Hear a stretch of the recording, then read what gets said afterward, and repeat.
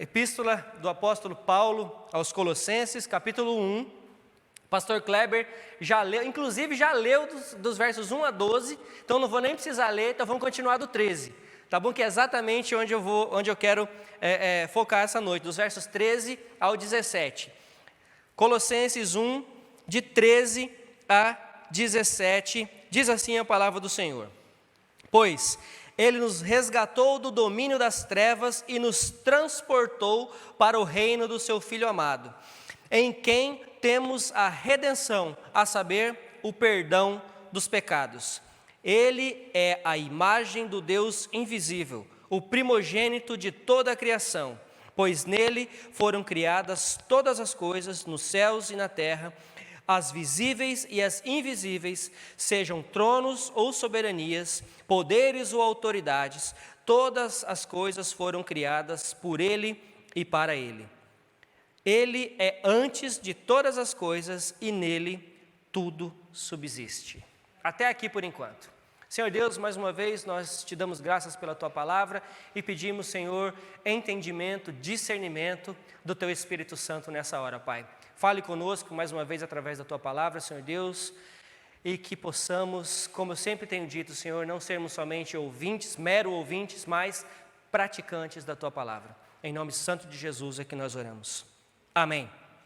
Então, como o pastor Kleber já disse, semana passada nós começamos aqui a falar sobre a conhecida heresia dos colossenses, né? Muito conhecida no meio dos estudiosos como a heresia colossense, ok? Nós falamos então, começamos a estudar juntos assim do versículo 1 até o versículo 12, nós falamos sobre os argumentos de Paulo, os argumentos que Paulo usou acerca das heresias que estavam sendo infiltradas na igreja e também a oração que Paulo fez. E eu foquei bastante na oração que Paulo fez aqui nesses primeiros versículos. E o que o pastor Kleber também falou hoje, lembrou muito bem. Hoje, então, nós vamos continuar nosso estudo aqui, a partir do verso 13 até o 17, enfatizando e exaltando nessa primeira parte, vamos dizer assim, depois eu vou continuar, nós enfatizando e exaltando a obra redentora de Cristo. Ok? A obra redentora de Cristo.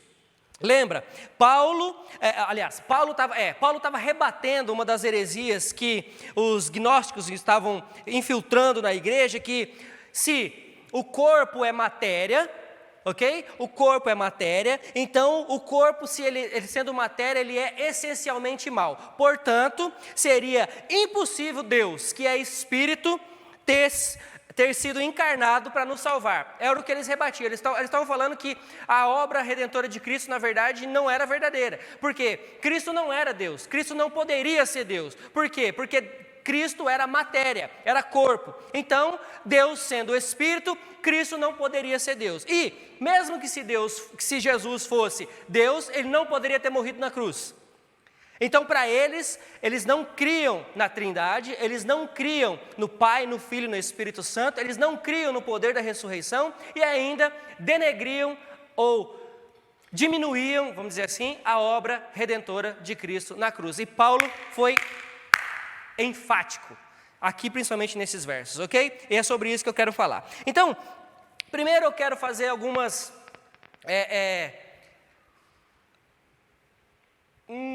argumentações. Eu quero fazer algumas argumentações para o que está acontecendo hoje, no nosso dia a dia, na igreja contemporânea, ok? Eu quero fazer um paralelo com o que aconteceu lá então, para o que está acontecendo hoje e aqui, ok? O que está acontecendo é que é o seguinte, a obra redentora de Cristo, de certa forma, hoje, dentro das igrejas, está sendo negada. Por quê? Porque as pessoas têm tentado colocar ou adicionar coisas que você deve fazer para ser salvo. Ou ainda, coisas que você deve crer, que você deve acreditar para que você seja salvo. Ou seja, você está simplesmente deixando de lado a obra de Cristo na cruz do Calvário. Você está dizendo que Cristo não é suficiente. É isso que a igreja está fazendo. Estão colocando outras coisas, pregando um outro evangelho, adicionando coisas onde não tem que adicionar e tirando coisas de onde não pode tirar. Ou seja, Cristo não tem sido suficiente. Assim como lá então, hoje e agora nós estamos vendo esse tipo de coisa acontecer, ok? Além dessas coisas, hoje, nós estamos vivendo também um tempo de ecumenismo. Já repararam isso? Nós estamos vivendo um tempo de ecumenismo, ou seja, todas as religiões levam a Deus. Então, irmãos, vamos nos juntar, porque todas as religiões levam a Deus. Não importa no que você crê, não importa o que você faz, não importa qual é o tipo de ritual religioso que você faça, o que importa é que tudo isso nos leva a Deus. Nós sabemos que isso é uma mentira. Nós sabemos que somente Cristo nos leva a Deus. Somente Ele é o mediador entre o homem e o Pai, ok? Então isso é uma mentira. Tanto que hoje nós estamos vendo por aí algumas igrejas fazendo esse tipo de ecumenismo e dizendo assim, olha, nós precisamos nos juntar. E nós precisamos, dentre esses, escolher um para ser nosso representante. Lembre-se que é assim que vai se levantar o anticristo. É exatamente assim que o anticristo vai se levantar. Não é? Eles vão escolher esse homem para falar, olha, é esse aqui, é o líder. Então, cuidado com essas coisas. E Paulo, então, refuta também essas ideias, ok? De ecumenismo. Por quê? Porque lembra que lá na igreja de Colossos, os judeus estavam se infiltrando, vamos dizer assim, os não convertidos com os convertidos, e estavam colocando caraminhola na cabeça deles. Paulo, através de Epáfras, né, os ensinamentos de Paulo trazidos para a igreja de Colossos através de Epáfras, dizia, olha, é em Cristo, Cristo somente é suficiente, a fé em Cristo é suficiente para a sua salvação. Os judeus vinham e falavam, não, tem que circuncidar, tem que sacrificar ainda. Então, estava existindo esse tipo de coisa. E Paulo refuta esse tipo de ideia. E aí, de repente, uns começam a falar, não, então vamos fazer o seguinte, você faz o seu, eu faço o meu e está tudo bem. Ecumenismo. Paulo diz não. E aí nós entramos então, a partir dos versos 13 e 14 aqui, e eu quero ressaltar o seguinte. Quando a semana passada eu disse que muitas vezes nós ficamos procurando ou esperando em coisas ou em pessoas aquilo que nós só encontramos em Cristo. Ok? Por isso existe tanto crente frustrado por aí. Crente frustrado com o pastor, crente frustrado com a liderança, com a igreja, crente frustrado com crente e crente frustrado por tudo. Por isso existe tanto crente frustrado, por isso existe tanta gente frustrada. Por quê? Porque nós procuramos em outras pessoas ou nas coisas e nós estamos vivendo no momento de ter, ou seja, eu sou aquilo que eu tenho, não é verdade? É o que o mundo está propagando aí, você é aquilo que você tem. Então se você tem um carro bom, se você tem uma casa boa, se você tem o último iPhone, o último relógio da Apple, o último isso, então você é alguém. Se você não tiver essas coisas,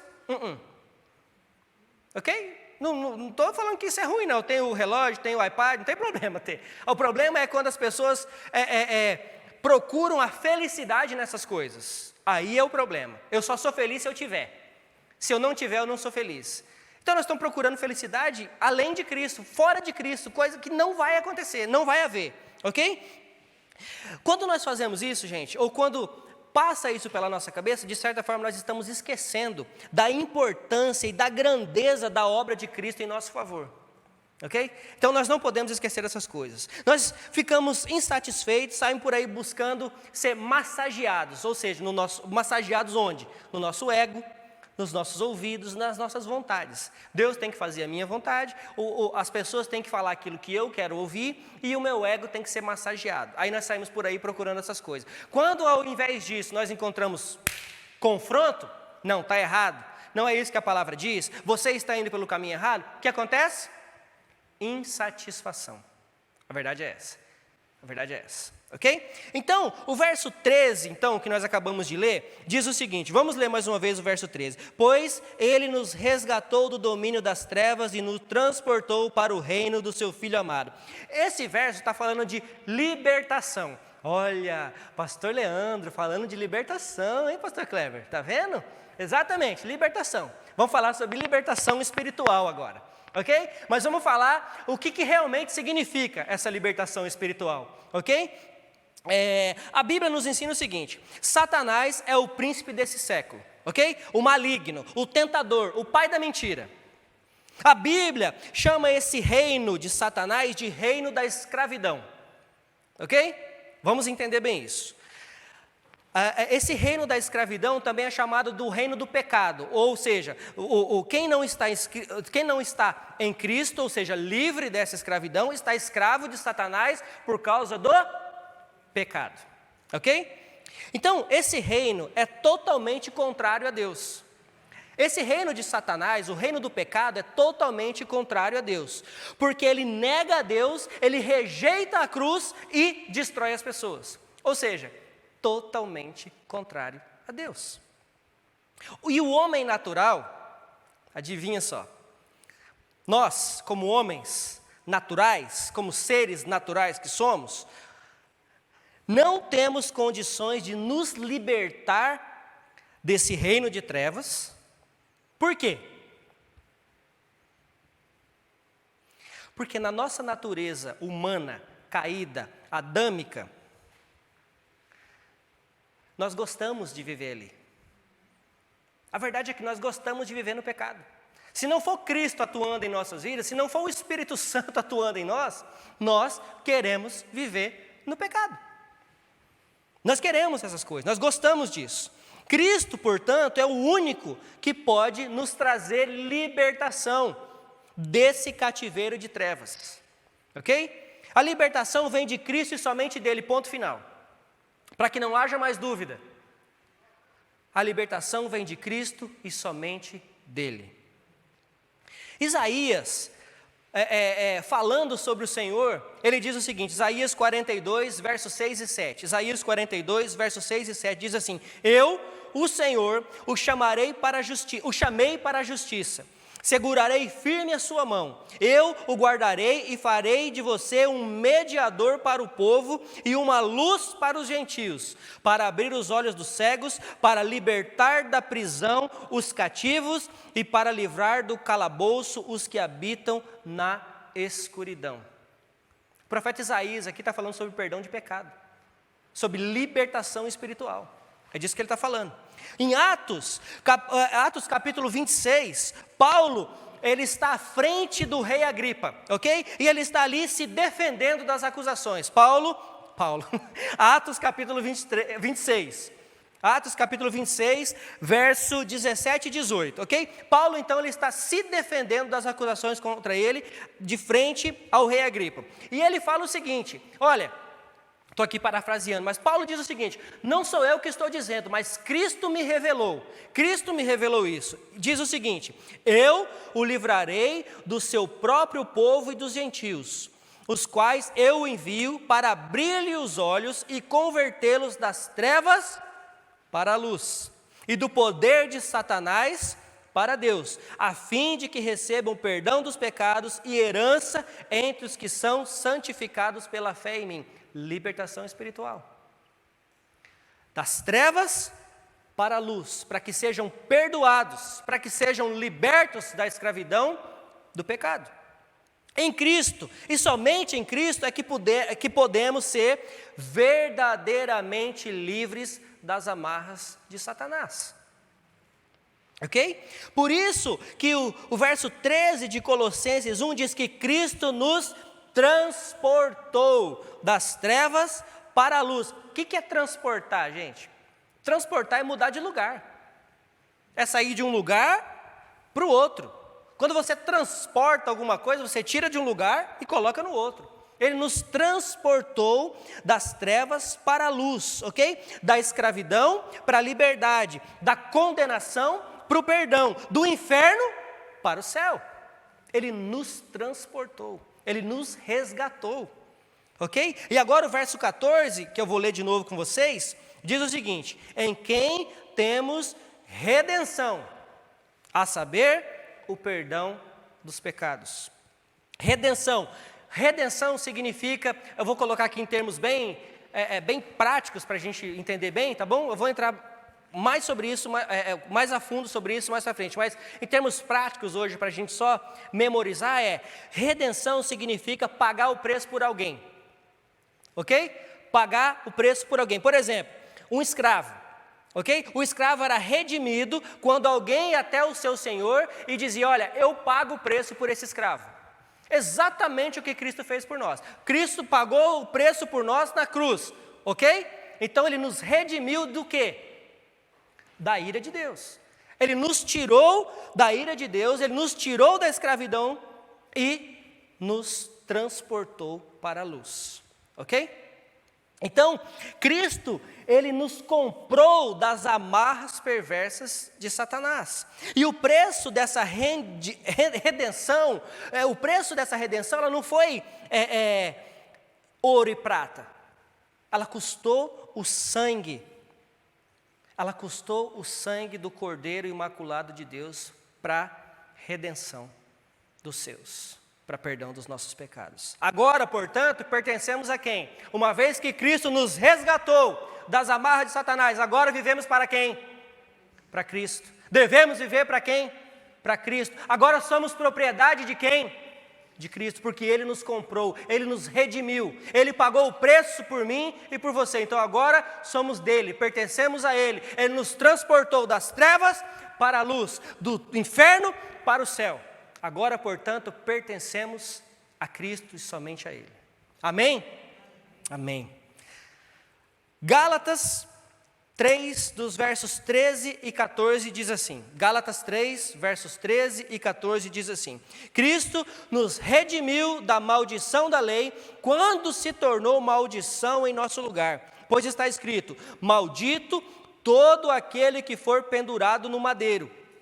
Isso para que em Cristo Jesus a bênção de Abraão chegasse também aos gentios, para que recebêssemos a promessa do Espírito mediante a fé. Mediante a fé. Um preço alto foi pago pela nossa salvação, irmãos. E parece que muitas vezes nós negociamos esse preço, ou achamos que podemos negociar esse preço. Nós achamos que podemos negociar a nossa salvação. Nós achamos que podemos negociar, servir um pouquinho aqui a Cristo, mas servir um pouquinho aqui do outro lado também. Não. Com Cristo, com o Senhor, com o nosso Senhor, não existe meio termo. Ou nós somos dele, ou nós não somos. Ou Ele nos resgatou de uma vez por todas, ou ainda somos escravos do pecado. Ou ainda somos escravos de Satanás. Ou ainda pertencemos a este mundo tenebroso. Ele nos resgatou de uma vez por todas. Então, nós não podemos sair por aí querendo flertar com o pecado. Nós precisamos nos lembrar dessas coisas. E eu quero chamar a atenção para uma coisa aqui. Porque existe uma ideia errada de que esse alto preço pago por Cristo, esse alto preço da redenção, essa libertação que Cristo nos dá, esse preço que foi pago a Satanás. Isso é um engano. Satanás não tem nada, a Bíblia só atribui a Satanás o quê? Ele é o pai de quê? Da mentira. A Bíblia só diz que ele é o criador disso, ponto final. Ele é o pai da mentira, ele veio para roubar, matar e destruir, é só para isso que ele está aqui. Cristo não pagou o preço para Satanás, porque não foi Satanás quem condenou a humanidade, foi? Não.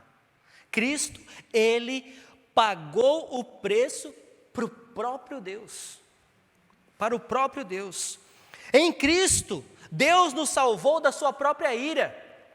Em Cristo, Ele apaziguou a sua ira que estava para ser sobre mim e sobre você. Então, o Cordeiro perfeito, sem mácula, se fez o quê? Sacrifício. Se fez pecado em nosso favor. Então, Satanás não tem nada aqui a ver com ele.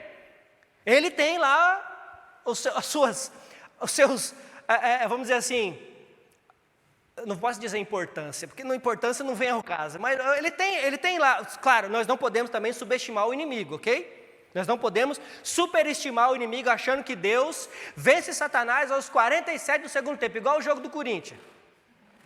Não é assim não, não é assim não. Satanás, Deus, o Senhor, Ele não vai vencer Satanás, Satanás já foi vencido. Satanás já foi vencido, gente. Então, mas nós não podemos também subestimar o seu poder, ok? Cuidado. Então, mas o que eu quero dizer aqui é que tudo é acerca de Deus, tudo é acerca de Cristo. Essa nossa libertação é para o nosso próprio bem. E muitas vezes nós não queremos ser libertos, nós recusamos essa libertação, nós recusamos sermos retirados dessas amarras de Satanás, porque nós gostamos de viver ali. Por mais que isso nos faça mal, por mais que isso nos destrua, por mais que isso seja contra a vontade de Deus, mas nós gostamos de estar ali. Por quê? Porque nós somos escravos, literalmente, se não estivermos em Cristo. Amém? Verso 15. Verso 15 diz: Ele é a imagem do Deus invisível, o primogênito de toda a criação. Imagem do Deus invisível. Imagem, ele não é uma cópia. Ele é imagem. É a mesma coisa quando você olha no espelho. Você vê uma cópia quando você olha no espelho? Você vê uma cópia de você quando você olha no espelho? Não, você vê a sua imagem refletida. Então é esse sentido que nós temos que ter aqui. É imagem, não a cópia. O Espírito de Deus, ele é invisível. Mas Jesus é a expressão visível de Deus.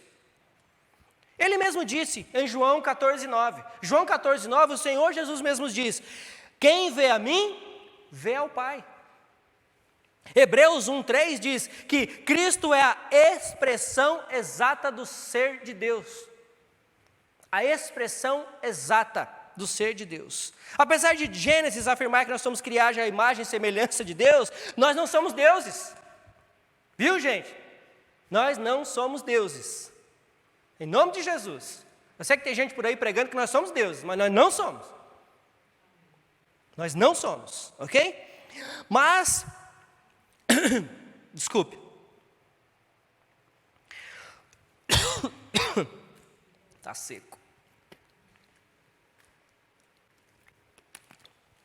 Então, Cristo é a imagem do Deus invisível.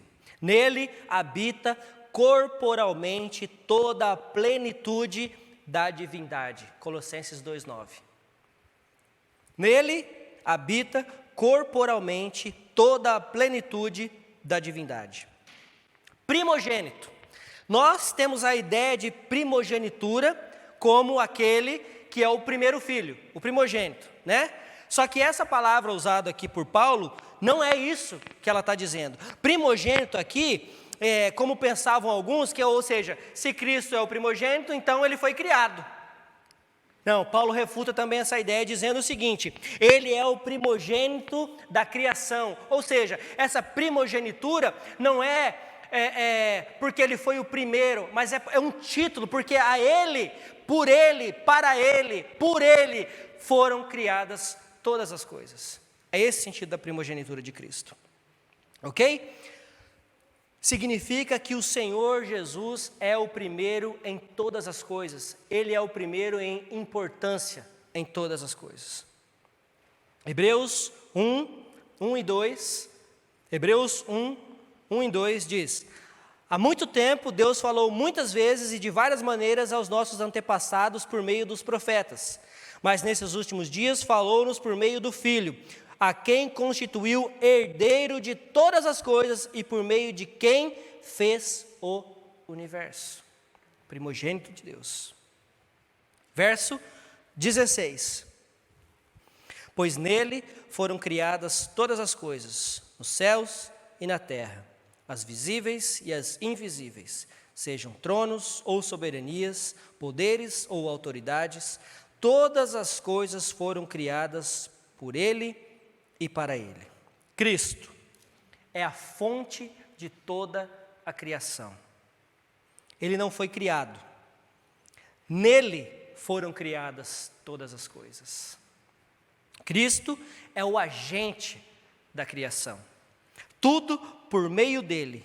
Ele é o verbo criador. Cristo é o alvo da criação. Foi tudo criado por ele e para ele. Então, gente, Cristo, ele é a fonte, ele é o agente e ele é o alvo da criação. Todas as coisas foram criadas por meio dele, para a glória dele. Ele é antes de todas as coisas. Cristo não teve origem, Cristo é a origem. Jesus é eterno e Pai da eternidade. Ele é o início, o fim, o alfa, o ômega. Nele, tudo subsiste. Olha o que diz, nós vamos estudar mais sobre isso depois, mas olha o que diz Colossenses 1, de 18 a 20. Ele é o cabeça do corpo, que é a igreja. Ele é o princípio e o primogênito dentre os mortos, para que em tudo tenha a supremacia, pois foi do agrado de Deus que nele habitasse toda a plenitude, e por meio dele reconciliasse consigo todas as coisas, tanto as que estão na terra, quanto as que estão nos céus, estabelecendo a paz pelo seu sangue derramado na cruz. Ou seja, em quem ou em que nós temos depositado a nossa fé, irmãos? Em quem ou em que nós temos depositado a nossa fé? Em quem ou em que nós temos esperado receber ou conquistar paz? A supremacia é de Cristo, como nós acabamos de ler. E deve ser assim em todas as áreas da nossa vida. Por que nós nos tornamos insatisfeitos, aborrecidos, muitas vezes? Por que nós ficamos aborrecidos? Por que nós ficamos insatisfeitos? Porque nós colocamos nossas forças, nossas expectativas, nossa fé em tudo, menos em Cristo. Aí, nós então começamos a achar ou a pensar erroneamente de que Cristo é culpado das nossas falhas. De que as coisas não estão dando certo porque Cristo não quer. De que as coisas não vão indo bem porque Deus deve ter alguma coisa comigo. Deve ter ficado um restício ainda de ira de Deus sobre mim. Cristo não foi suficiente, na verdade, ainda. Acho que está faltando alguma coisa. E aí é onde nós começamos a buscar em outras coisas. Isso é que está errado. O sangue de Cristo, ele não nos promove somente paz com Deus, que essa, na verdade, é a mais importante de todas, mas não é somente isso, como se eu pudesse usar essa palavra, somente. Mas eu não tenho outra palavra para usar, nesse sentido. Mas muitas vezes nós pensamos o seguinte, que essa paz que Deus nos dá, a que Cristo nos dá, é essa paz com Deus. Nós podemos ter acesso ao Pai por causa de Cristo, nós temos paz com Ele, está tudo beleza. Não é só isso que Ele faz. Cristo, Ele nos dá paz com Deus e Ele promove paz comigo mesmo. Ele promove paz com você mesmo. Porque eu tenho dito repetidamente que o seu maior inimigo, muitas vezes, não é Satanás. O seu maior inimigo é aquele que reflete você quando você se olha no espelho. Esse é o seu maior inimigo. Por quê? Porque você coloca suas expectativas em outras coisas que não em Cristo. A sua esperança em tudo, menos em Cristo. A sua energia, a sua capacidade intelectual em tudo, menos em Cristo. Então Cristo, Ele promove paz com Deus, Ele promove paz comigo mesmo e Ele promove paz com os outros. Porque se eu estou em paz com Deus, eu tenho paz comigo mesmo, consequentemente eu tenho paz com os outros. E o inverso também é verdade, porque se eu não estou em paz com Deus, eu não tenho paz comigo mesmo e muito menos com as pessoas. Concordam? Uma coisa leva a outra. É uma bênção puxando a outra. É a bênção de eu ter paz com o meu Criador, é a bênção de eu ter paz comigo mesmo, eu poder me aceitar. Ok? Porque muita gente não se aceita. Eu sou salvo, eu sou nova criação, eu sou isso, eu sou aquilo, mas eu não me aceito. Opa, alguma coisa está errada então. E pior, além de eu não me aceitar, eu ainda não aceito os outros. Eu não aceito você, eu não aceito como você é, eu não aceito o jeito que você fala, eu não aceito, não gosto, não dá para ter paz contigo. Por quê? Porque você não tem paz com Deus. Então essas duas vertentes são verdades dos dois jeitos. Paz com Cristo, paz com Deus, paz consigo mesmo, paz com os outros. Não está em paz com Deus? Não tem paz com você, não tem paz com a esposa, com o esposo, com os filhos, com ninguém, absolutamente ninguém. É simplesmente impossível.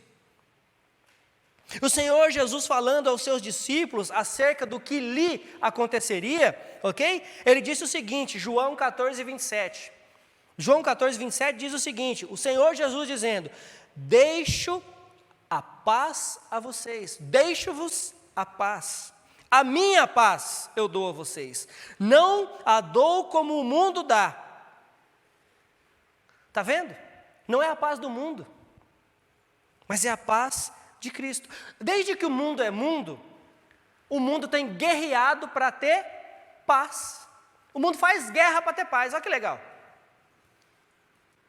Desde que o mundo tem brigado, nações têm brigado entre si para promover paz. Vai encontrar? Nunca, não vai. Porque a paz que o mundo dá não é a paz que Cristo nos deixou. Cristo, somente Ele, nos oferece a verdadeira paz, sem guerra. Aqui, com guerra espiritual sim, mas sem guerra. Mas com derramamento de sangue. Sangue derramado em obediência ao Pai. O último e derradeiro sacrifício. Irmãos, que nós possamos lembrar desses versos.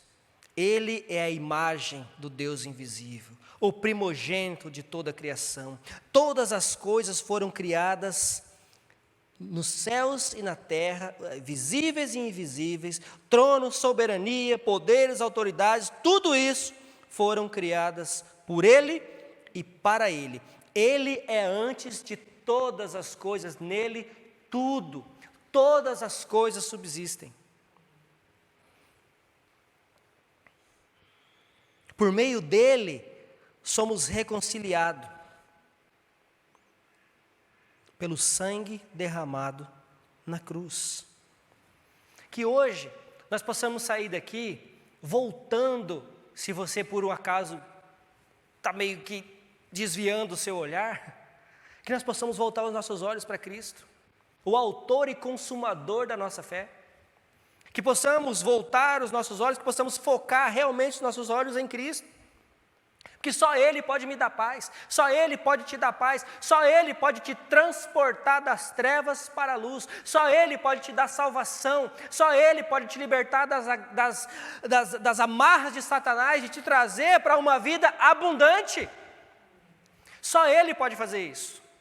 Só Ele, somente Ele. Glória somente a Ele. Cristo, Ele é a imagem do Deus invisível. Quem vê a mim, vê ao Pai. Que possamos cada dia mais fundamentar a nossa fé nessa verdade. Que possamos a cada dia buscar mais e mais paz com Deus. Vamos parar de culpar Deus pelas nossas tolices. Vamos parar de culpar Deus pelas nossas coisas erradas. Vamos parar de culpar os outros pelas coisas que nós fazemos, que fazem mal aos outros. Já diz um amigo que a gente tem aqui na igreja, a culpa é minha, eu coloco em quem eu quiser, não é verdade? A culpa é minha, pastor, então coloque em quem eu quiser. Não, não é assim não. Então tenha paz com Deus, tenha paz consigo mesmo e tenha paz com os outros. Sabe aquela transformação que você tanto quer? Sabe aquela transformação que eu tanto quero no outro? Que comece em mim.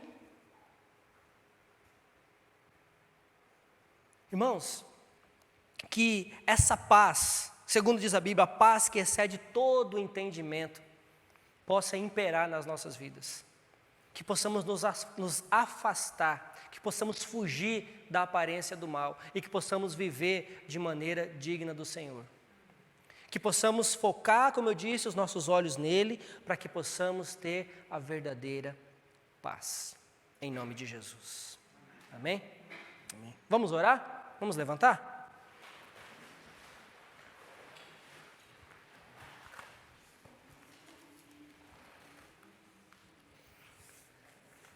Senhor Deus, mais uma vez, Senhor, obrigado pela Tua palavra. Obrigado, Senhor, por falar conosco essa noite acerca da Tua paz. Senhor, que possamos nos voltar mais uma vez a Ti, o autor e consumador da nossa fé, o Criador de todas as coisas, o primogênito de Deus.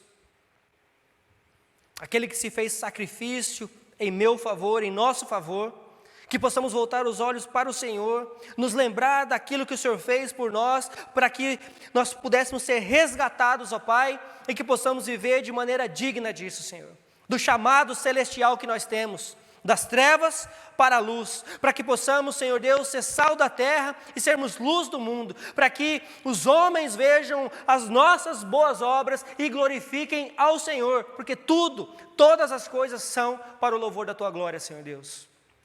Pai, nos ajude, Senhor, a viver dessa maneira.